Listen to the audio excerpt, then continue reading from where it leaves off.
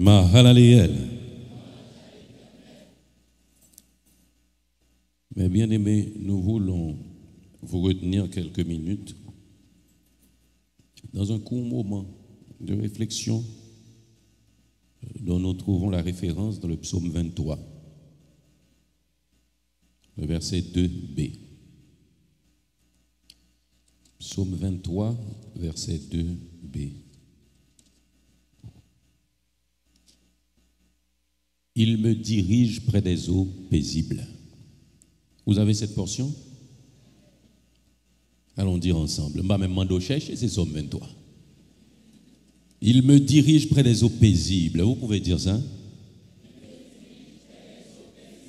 Est-ce que vous avez ajouté foi à ce que vous venez de dire?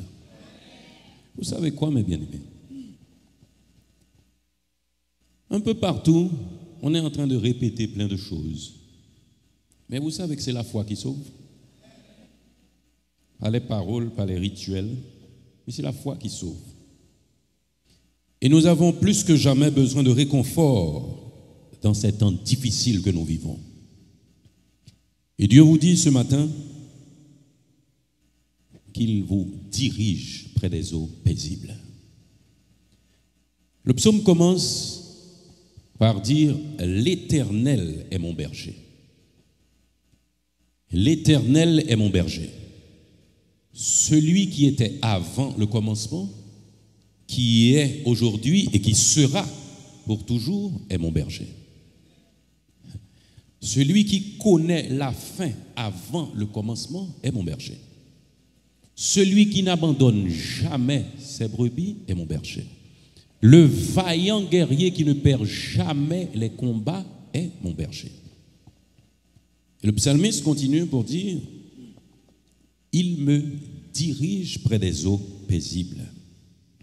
Le psaume 23 est, je ne dis même pas l'un des plus connus, mais je crois que c'est le plus connu des psaumes de la Bible.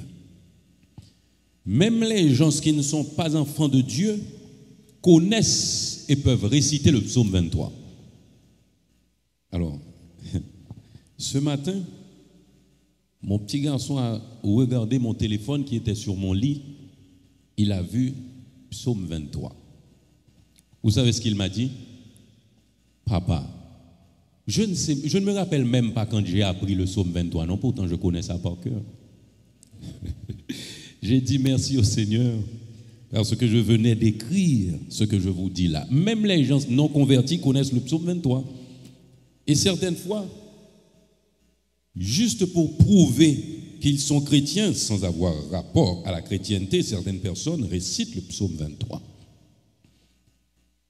Et souvent, même à l'intérieur de l'Église, mes bien-aimés, nous avons une connaissance intellectuelle de certaines choses sans pour autant approfondir les sujets et découvrir les ampleurs de ces sujets. Aussi, tout comme dans nos conversations, on utilise certains mots et les mots sont utilisés à leur place. Mais quand on nous demande de définir ces mots, il nous arrive de ne pas pouvoir. Ça ne vous est jamais arrivé? Vous utilisez un mot que vous connaissez, que vous comprenez, et pourtant, quand on vous demande une définition, vous vous cassez la tête. Et les idées se bousculent dans votre cerveau aussi.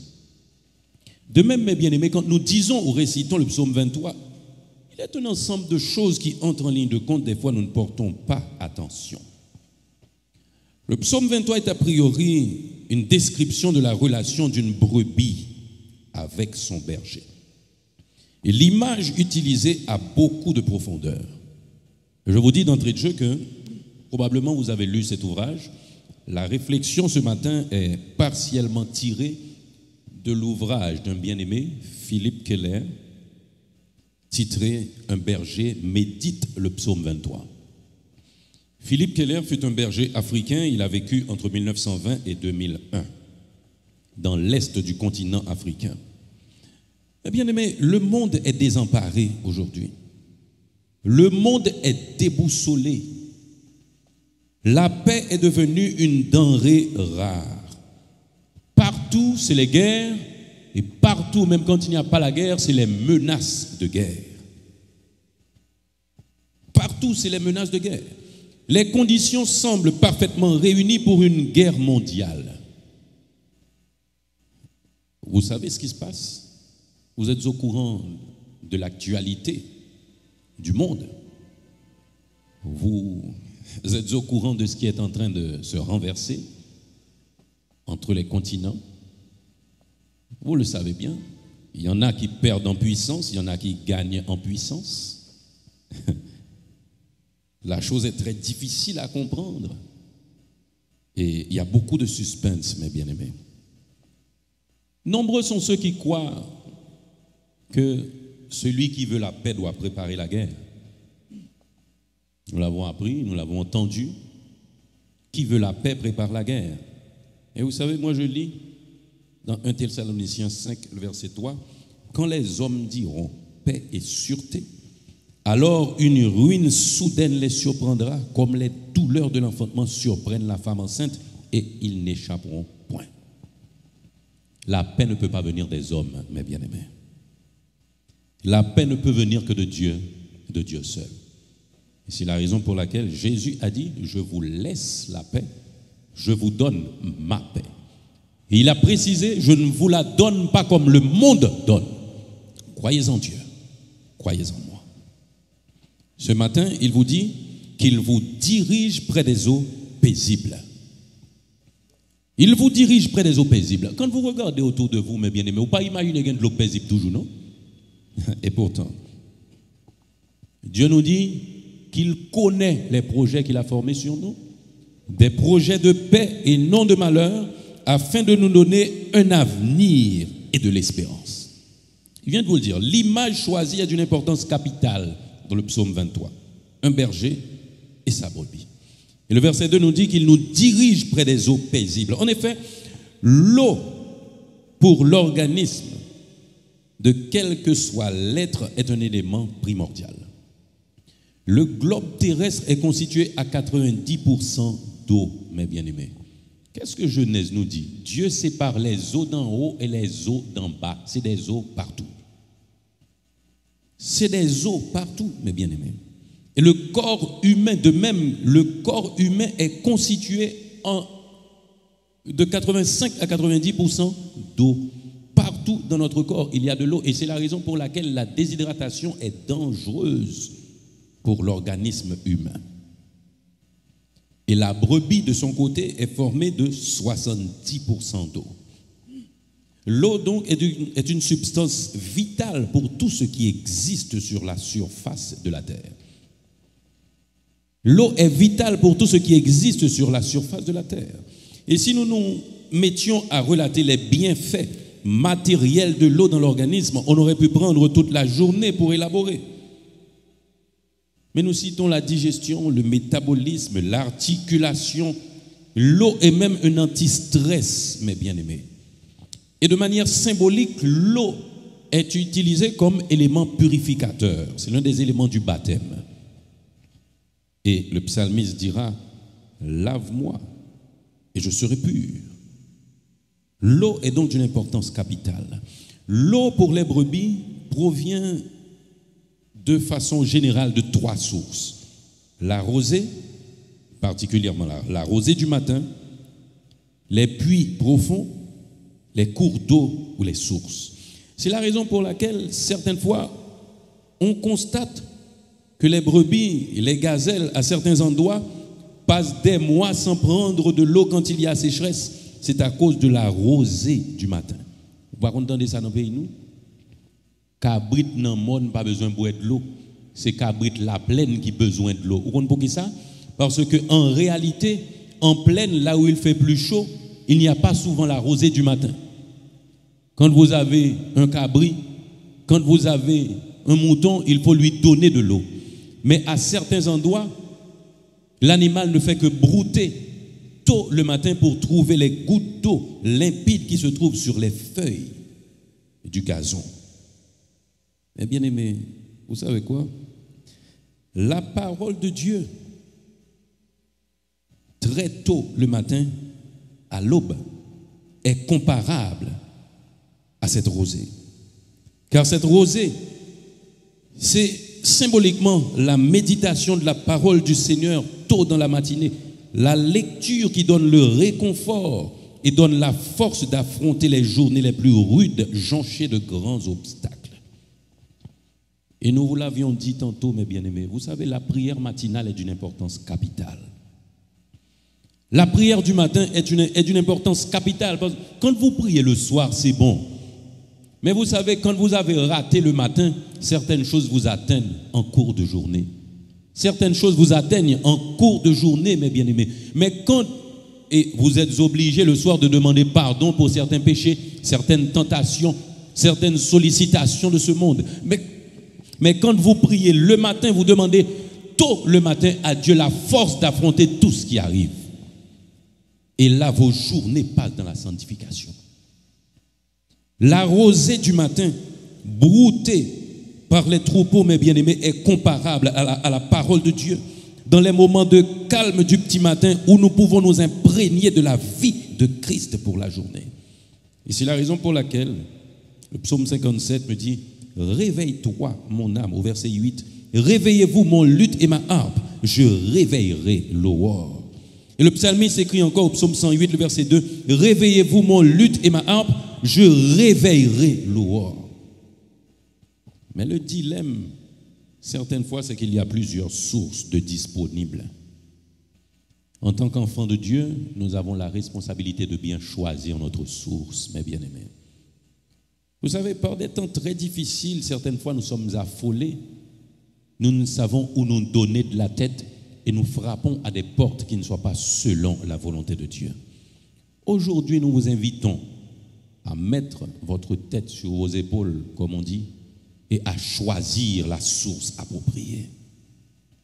Le choix de la source est important. Vous savez, certaines fois, il arrive aux brebis d'être impatients.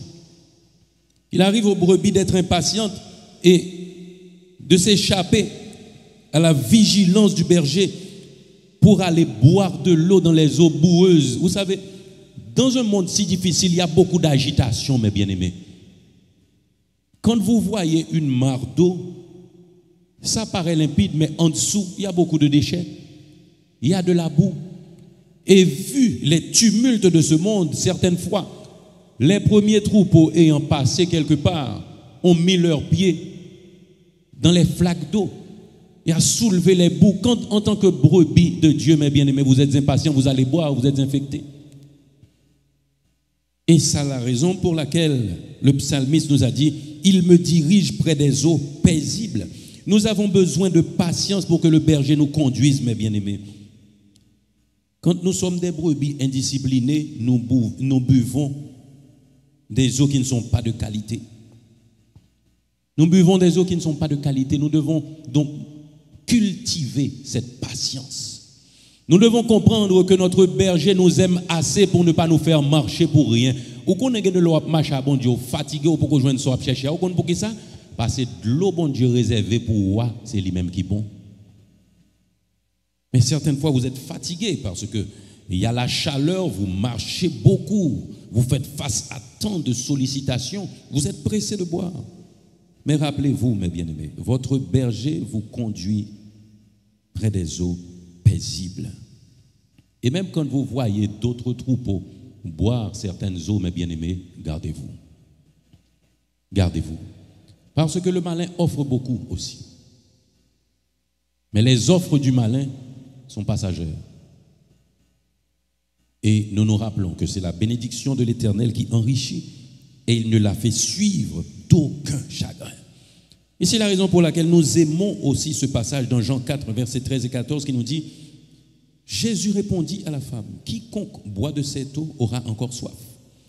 Mais celui qui boira de l'eau que je lui donnerai n'aura jamais soif. Et l'eau que je lui donnerai deviendra en lui une source d'eau qui jaillira jusque dans la vie éternelle. » Et le puits de Jacob, dont l'origine se trouve dans Genèse 29 au verset 2, la Bible nous dit très clairement, si tu bois dans le puits de Jacob, tu auras encore soif. Mais Jean 7 me dit que Jésus est la source. Il dit, celui qui croit en moi, des fleuves d'eau vive couleront de son sein. Ainsi, mes bien-aimés, souvent nous perdons patience dans notre marche avec Dieu et nous allons à d'autres sources. Non seulement nous aurons encore soif, mais nous ramenons aussi chez nous des maladies. Du point de vue spirituel, nous ramenons chez nous les souillures de ce monde. Saül était pressé. Saül était pressé, il n'a pas attendu l'arrivée du prophète et il a pris des dispositions qui lui ont coûté d'être rejeté par le Tout-Puissant. Abraham a flanché, mes bien-aimés, et dans son manque de foi et dans son impatience, il a laissé la promesse de Dieu pour produire un enfant adultérin avec sa servante. Ce que nous voyons devant nous n'est pas toujours réel, mes bien-aimés. Rappelez-vous que Dieu vous dit qu'il vous dirige près des eaux paisibles. Quand Dieu vous dit qu'il vous dirige, il a la provision. Car ce qu'il dit de sa bouche, il a aussi la puissance de l'accomplir. Ce qu'il dit de sa bouche, il a aussi la puissance de l'accomplir. Il a une eau limpide, une eau de qualité à nous offrir, mes bien-aimés. Nous devons nous rappeler que la source la plus claire peut être bien empoisonnée. Il y a des propositions qu'on viendra vous faire par des temps si difficiles qui vous paraîtront favorables.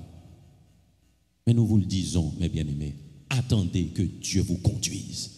Mais pour cela, il vous faut aussi connaître la voix de Dieu. Et pour connaître la voix de Dieu, il vous faut être disponible qu'il puisse vous parler.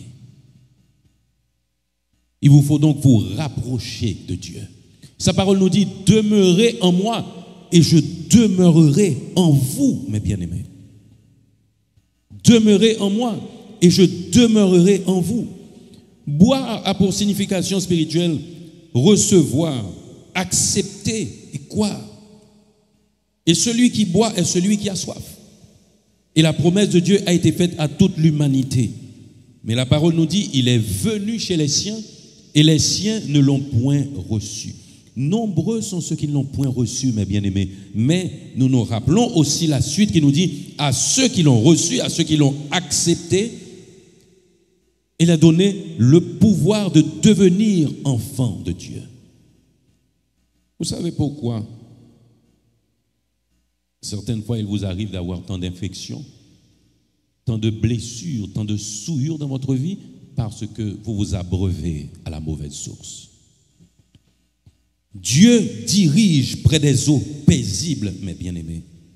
La soif vous tiraille. Mais rappelez-vous, quel que soit ce que vous pouvez trouver comme avantage dans le monde, ça ne pourra pas combler le vide de Dieu en vous. Ça ne pourra pas combler ce vide. Ça ne pourra pas combler ce vide, mes bien-aimés. C'est de là qu'est venue aussi la multitude de religions de ce vide, la multitude des sectes, des tendances religieuses. Cette soif de Dieu a porté les hommes à se forger pas mal de sources pour apaiser leurs besoins impérieux. Alors les besoins particulièrement de l'âme. Il y en a qui s'attachent à la culture.